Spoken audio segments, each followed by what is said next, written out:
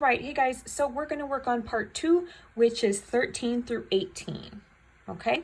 Now this is multiplying and dividing using fraction operations.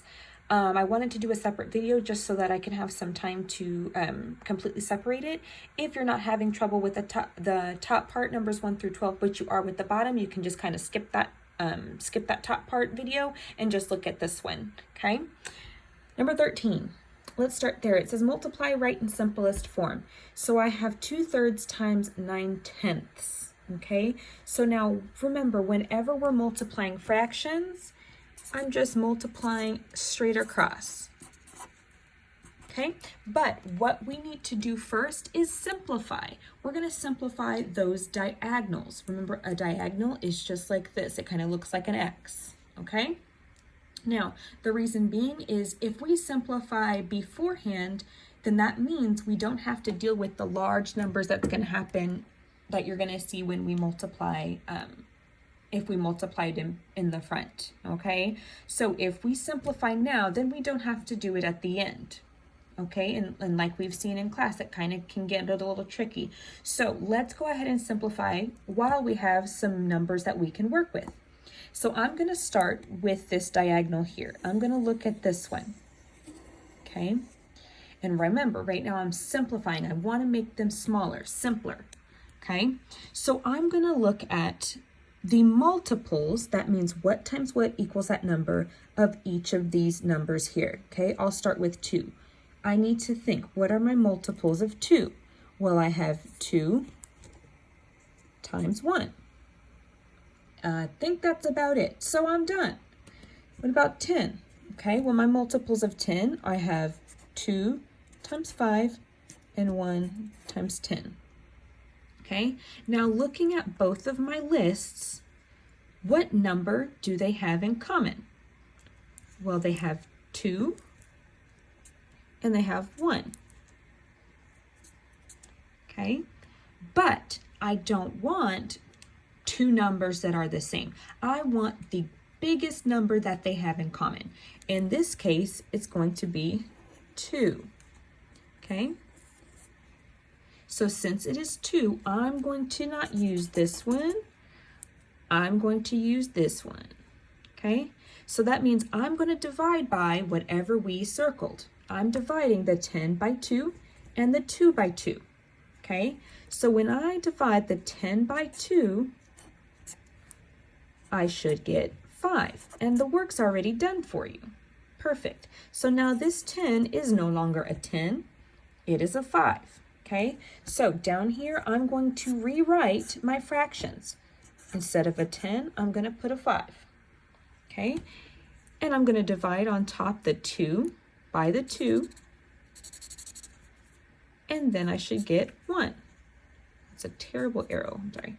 Okay, so then this changes to a 1. Okay, you with me? Now, this gives us smaller numbers to work with. If I only have to multiply things by 1, my answer is real easy. So now let's look at these diagonals, 3 and 9, okay? If it helps you to make a list, then do that. Let's make a list. What are my multiples of 9? Well, I have 9 times 1. And 3 times 3. Okay, my multiples of 3. I have 3 times 1. I think that's it. Okay, now let's redo the steps. What is the biggest number that they have in common? It's 3. So that means I'm not going to use this one. I'm only going to use this one. Okay, they have 3 in common. You are dividing whatever the fraction number is by the circled number. So I'm going to cross out the 3's and I'm going to replace it with a 1. So that means this one down here will turn into a 1. I'm going to replace the 9 with the 3 that's circled. Or I'm sorry, I'm going to divide. There's my verbiage. I'm going to divide by the number that's circled and replace it with the number that's not. There we go. Okay? And so now this one down here changes to a 3. Okay? Now that we have simplified this part here, notice that all of these are crossed out. That means we're not using them anymore. Now we have a new and improved set of fractions to multiply by, okay? Now we can finally multiply. So I'm going to multiply straight across, okay? I have 1 times 3, which equals a 3. And I have a 1 times 5, which equals 5. Well, I think we're done. Perfect. Okay, now the reason that we're done so quickly is because we already did the hard part at the top.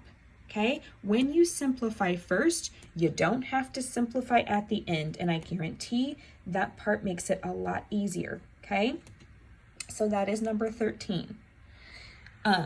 You're going to do the same process for number 14 and number 15.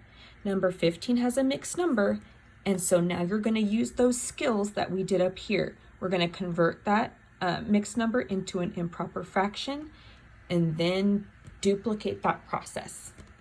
Okay? Number 16.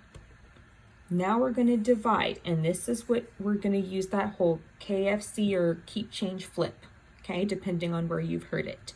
So I have 1/3 divided by 11/15.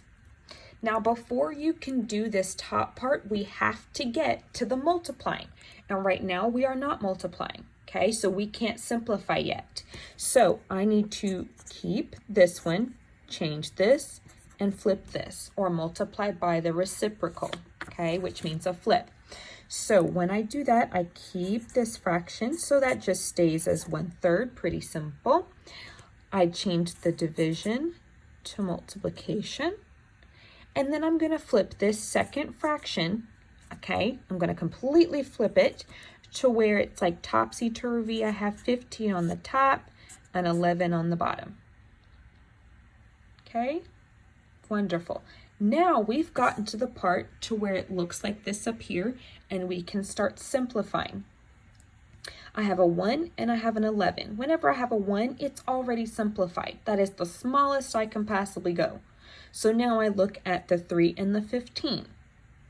Okay, so I'm going to divide both of these by the number that they have in common. In this case, it can only be 3. Okay, can't be any other number. I can't divide it by 5 because 5 can't go into 3. Okay, so I'm going to cross that out, and I'm going to divide the 3 by 3, and that gets us 1. I'm going to cross this out, divide the 15 by 3, and that gets us 5. Okay, now, y'all know I love my arrows. I rewrite 1/1 times 5/11. Okay, and now we multiply straight across. 1 times 5, well, that equals 5. 1 times 11, that equals 11. And voila, that is your answer.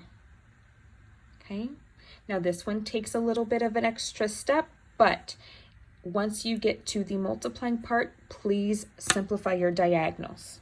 Okay?